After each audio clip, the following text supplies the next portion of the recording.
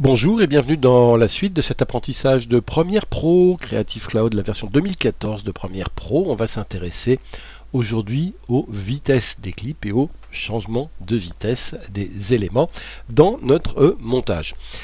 Pour changer la vitesse d'un clip, on le sélectionne, comme celui-là par exemple, qui est déjà sélectionné. Et puis on va dans Éléments, Vitesse, Durée, ou raccourci clavier, vous le voyez, Pomme R si vous êtes en Macintosh, CTRL R si vous êtes sur Windows. Et quand on fait ça, hop, regardez, une fenêtre vitesse durée de l'élément s'ouvre, comme ça, ici, et vous le voyez, on peut choisir soit de changer la vitesse, soit de changer la durée. Ce qui est même, regardez, si je descends la vitesse de 50%, vous voyez que la durée, elle est multipliée par 2. Si au contraire, je multiplie ma vitesse par 2, vous voyez que la vitesse, la durée, elle, est diminuée par 2.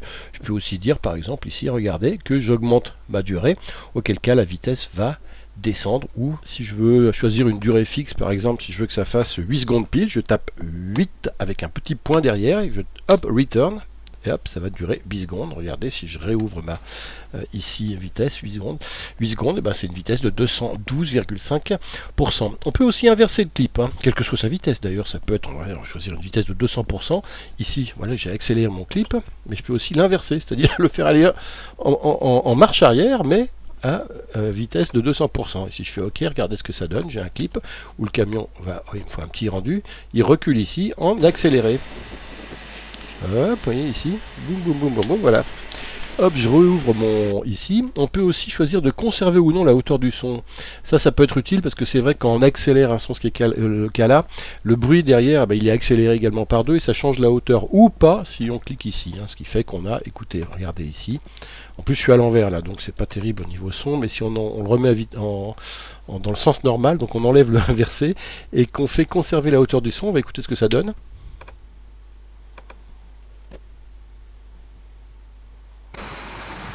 Vous voyez qu'on marque pas trop, finalement, ici, que ce plan a été accéléré, en tout cas au niveau du son. Alors, on peut aussi modifier la vitesse d'un clip en utilisant ce qu'on appelle l'outil d'allongement compensé. Ça se trouve ici, le menu d'allongement compensé, il est... Si je reviens ici en vertical comme ça, pour le trouver, il est là, regardez.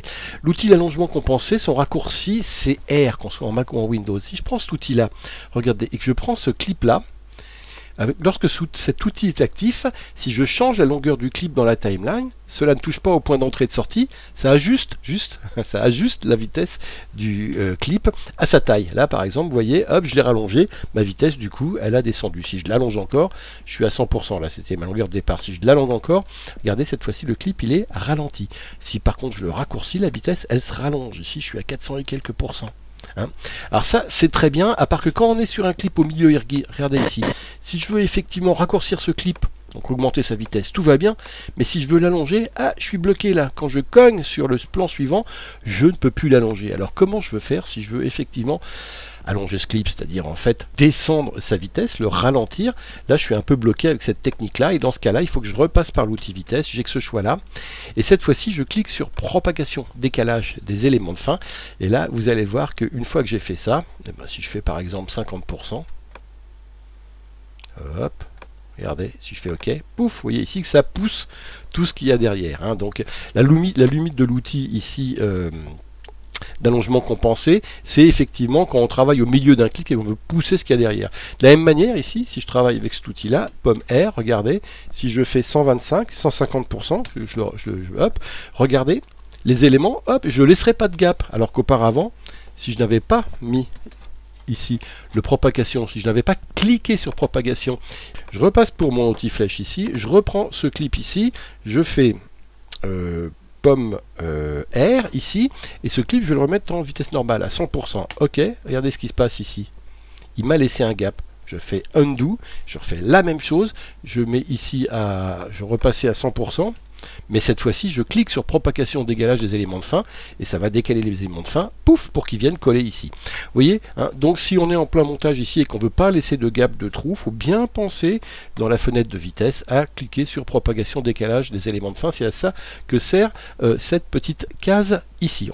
Alors juste un détail, ici quand on fait un ralenti, alors c'est pas le cas ici, mais par exemple je reviens ici dans mon pomme R, et au lieu d'être à 207%, je vais descendre à 50% par exemple. Quand je fais un ralenti ici, bah, et forcément, puisque ça m'allonge mon clip, il faut que je crée des images qui n'existent pas au départ. Alors ce que fait Premiere Pro, c'est regarder si j'avance image par image. Je vais le mettre un peu plus loin pour qu'on voit bien sur le camion. Regardez les roues. Hop, j'ai une image, il ne se passe rien. En fait, j'ai doublé l'image, il m'a doublé l'image, il m'a rajouté une image au milieu, c'était une des deux images que j'avais là. Et hop, là, j'avance une image. Là, regardez, je réavance, il ne se passe rien, c'est-à-dire que Premiere Pro m'a collé la même image. Et hop, et en fait, vous voyez, en fait, j'ai deux images pareilles et une image qui bouge. Une image pareille, une image pareille. Hop, hop, 1, 2, 1, 2, 1, 2, vous voyez, j'ai à chaque fois une image intermédiaire qui a été mise, qui est la même.